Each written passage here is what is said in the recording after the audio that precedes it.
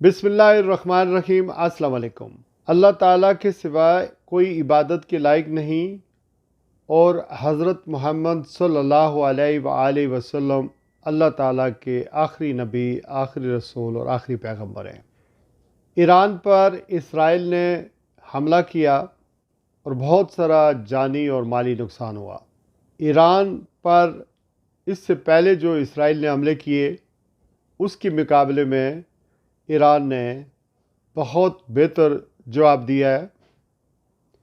पाकिस्तान ने United nation के सलामती कौंसिल में न सिर्फ इस हमले की मज़म्मत की है बल्कि इसराइल की जारहियत के ख़िलाफ़ बड़ा खुलकर अपना मौक़िफ़ पेश किया है। सऊदी अरब ने बड़ा ज़बरदस्त एक मज़म्मती बयान जारी किया है। पहली बात तो ये कि ईरान और इसराइल के दरमियान ये पहली बार नहीं हुआ ईरान के ऊपर इसराइल ने हमले किया है। इससे पहले कई हमले कर चुका है। उनके जो जनरल कासम सुलेमानी थे उनको भी उन्होंने कत्ल कर दिया था। इसराइल ने ईरान के मुख्तलिफ़ मुल्कों के अंदर जो सफारतखाने हैं उन पर हमला करके उनके जो ऑफिशियल थे उनको कत्ल कर दिया, शहीद कर दिया था। इसी तरह कुछ अर्सा पहले ईरान के ऊपर इसराइल ने हमला किया था जिसमें इस्माइल हानिया कत्ल हो गए थे, शहीद हो गए थे। उसके अलावा हिज़्बुल्लाह के जो लीडर हैं हसन नसरुल्लाह उनको भी शहीद कर दिया गया। यानी जो ईरान के मिडल ईस्ट में या मशरक़ वस्ता में जो एसिड थे वो तकरीबन इसराइल ने ख़त्म कर दिए हैं। अब पिछले 2 सालों से इसराइल गाज़ा के मुसलमानों पर जिस तरह जुल्म कर रहा है, जिस तरह फ़लस्तीनियों की नस्ल कुशी कर रहा है, अगर मुसलमान ममालिक के सरबराहान या मुसलमान हुक्मरान इसराइल का नान व नफ़का बंद करते या उसको लगाम देते या उसके ख़िलाफ़ खड़े हो जाते तो आज इसराइल की ये जुर्रत नहीं होती कि वो ईरान पर हमला करे।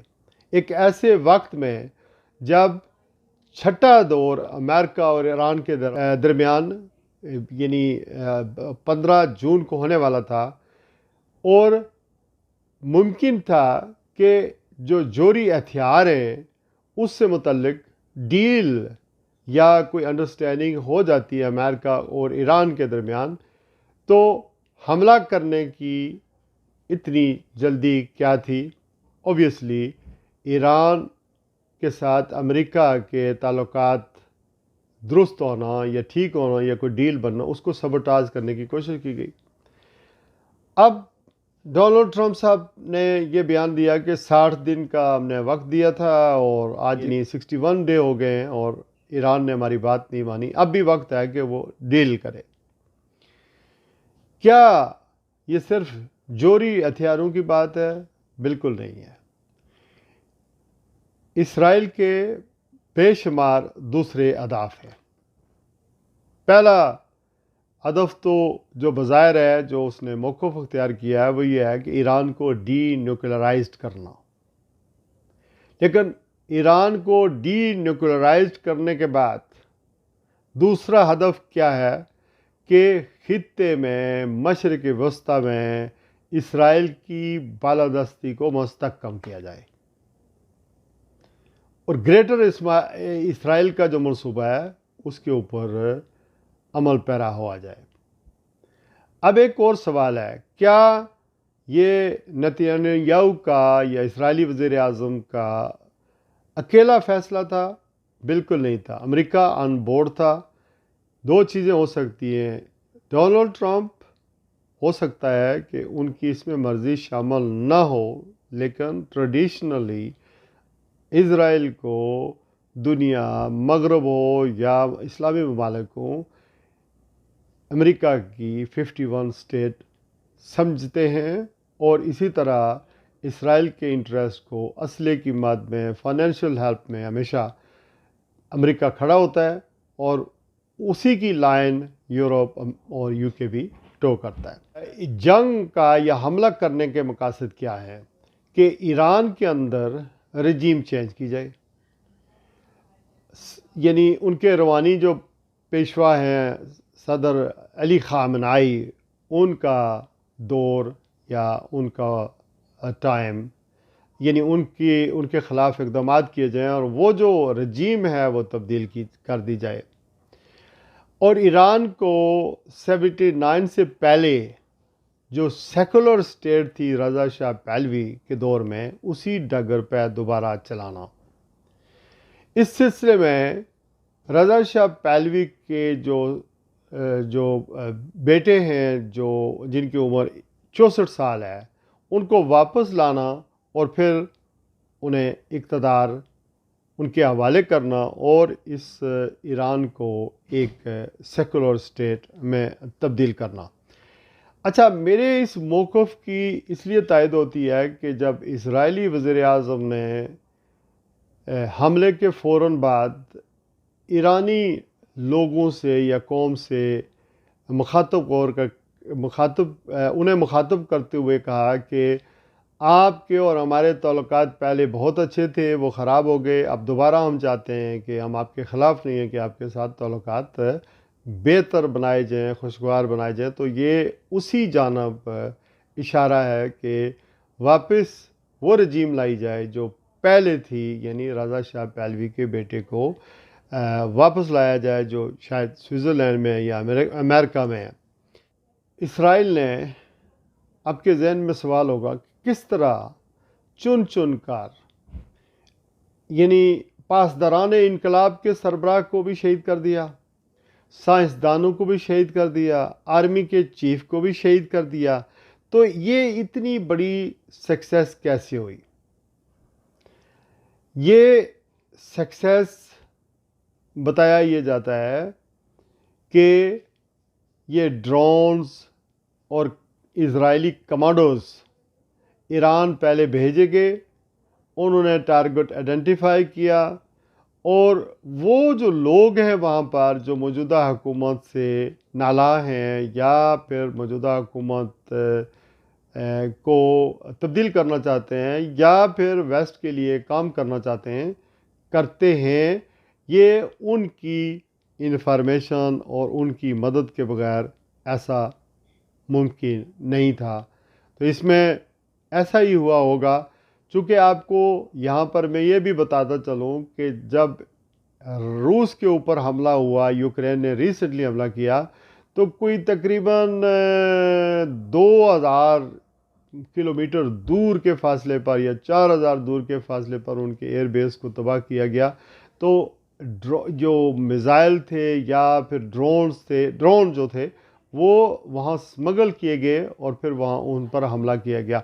तो सिमिलर यूक्रेन ने जिस तरह हमला किया रशिया के ऊपर, वैसे ही ये ईरान के ऊपर हमला किया गया। अब जब ईरान ने वापस हमला किया तो आप देखें कि उर्दन इस्लामी मुल्क है, उन्होंने ड्रोन मार गिराने की कोशिश की। फिर जो अमेरिकन गल्फ़ के अंदर मौजूद हैं या मिडल ईस्ट के अंदर मौजूद हैं, उन्होंने इनको डिटेक्ट किया, ड्रोन्स को, मिसाइल्स को डिस्ट्रॉय किया। लेकिन कई तरह की वेव थी जिससे ईरान ने वापस हमला किया और इसराइल में तक, तेल अवीव तक या यरूशलेम तक या इसराइल की शहरों में ये मिसाइल्स या ये ड्रोन पहुँचे और उनका भी नुकसान हुआ। अब अगला सवाल है कि क्या ये जंग तवील होगी या शॉर्ट होगी और दोनों मुल्कों का मोमेंटम कैसा है? जहाँ तक ईरान की बात है, आपको मैं याद दिलाता चलूँ कि जिस तरह पाकिस्तान ने इंडिया के ख़िलाफ़ जब जंग हुई तो हमारे यहाँ खौफ नहीं था। हालांकि इंडिया अटैक कर रहा था, कौम का मोमेंटम बढ़ा था, अपनी फ़ौज के साथ खड़े हो गए। सिमिलर सिचुएशन ईरान के अंदर भी है। उन्होंने 1979 से आज तक सैंक्शंस भी बर्दाश्त किए हैं, मारे भी बहुत खाई हैं, लेकिन कौम ओबियसली हुकूमत से तो ज़ाहिर है खुश नहीं है, चूँकि ये अथॉरिटेरियन किस्म की हुकूमत है। मीडिया आज़ाद नहीं है, वहाँ से हर चीज़ कंट्रोल्ड है। ओबियसली तो बहुत सारे लोग ऐसे भी होंगे कि वो हुकूमत से नाला हैं, लेकिन जहाँ तक इस्लामी नुक्ता नज़र है उसमें ओबियसली या तो मर गए तो शहीद, और अगर ज़िंदा बचे तो गाजी। तो वो जज्बा ईरान के अंदर भी मौजूद है।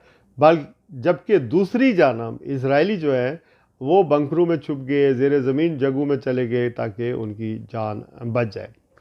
अब क्या ईरान के पास कैपेसिटी है कि जंग अगर तवालुत अख्तियार कर जाती है तो क्या ईरान अपने मुल्क का दिफा कर पाएगा? मैं समझता हूँ कि बिल्कुल कर पाएगा, चूँकि यहाँ पाकिस्तान का किरदार बड़ा अहम है।